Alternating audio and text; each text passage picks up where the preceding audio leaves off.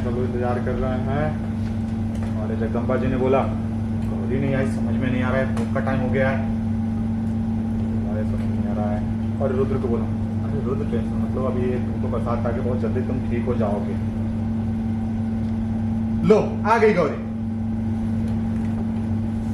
बोला अरे गौरी आओ, आगे आकर के भोग लगाओ। ये देखा आगे आ गई अभी,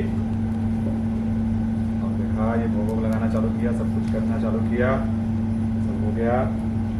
और फिर से हाथ जोड़ लिया, ये देखा रुद्र को भी खिलाया, और सबने हाथ जोड़ लिया। फिर पूजा स्टार्ट हो गई, पूजा स्टार्ट हो गई, आग बंद कर लिया तो सबने पूजा वूजा हो गई।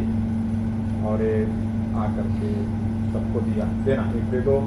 राजेश मैं आपको बोला आप हमारे पति के लिए यहाँ आए, इसके लिए बहुत बहुत धन्यवाद। आप जा सकते हैं यहाँ से, बोले अपने औकात में रहो, सौम्या इस सवेरे में रह के कहीं नहीं जाएगी। तो एकदम मजे बोले उसकी पत्नी है, उसका पूरा हक है, उससे कोई कुछ नहीं बोलेगा, सौम्या को जाना ही चाहिए, और उसका जवाब उससे कोई नहीं मांगेगा। दूसरा बोली लेकिन अम्मा जी तो बात खत्म, समझ में नहीं आ रहा है। ये सौम्या जाने लगी। अरे गिरी गिर गई उषा जी इसके पास भाग के।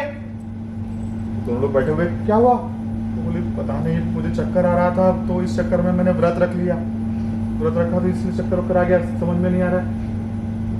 बातचीत कर रहे हैं और दोनों खड़े हो गए यहीं पे। सब बोले कहीं जाने की जरूरत नहीं है, तुम्हारा घर तुम यहाँ रह सकती हो। सौम्या बोले नहीं आंटी, मेरे नसीब में यहाँ रहना है ही नहीं, मैं नहीं रह सकती, और गौरी को भी बुरा लगेगा। ये फिर से जाने को हुई तो रुद्र बोला रुको सौम्या, तो रुक गई वहां पे। तुम कहीं नहीं जाओ, हम तुम्हें पूरे टाइम पे यहाँ नहीं छोड़ सकते। हाँ दादी सही कह रहे हैं ना माँ, आप इसे सौम्या को गेस्ट रूम में लेके जाइए, जब तक इसके मम्मी पापा नहीं आ जाते हमारे साथ ही रहे। बोला ठीक है, जाने लगे।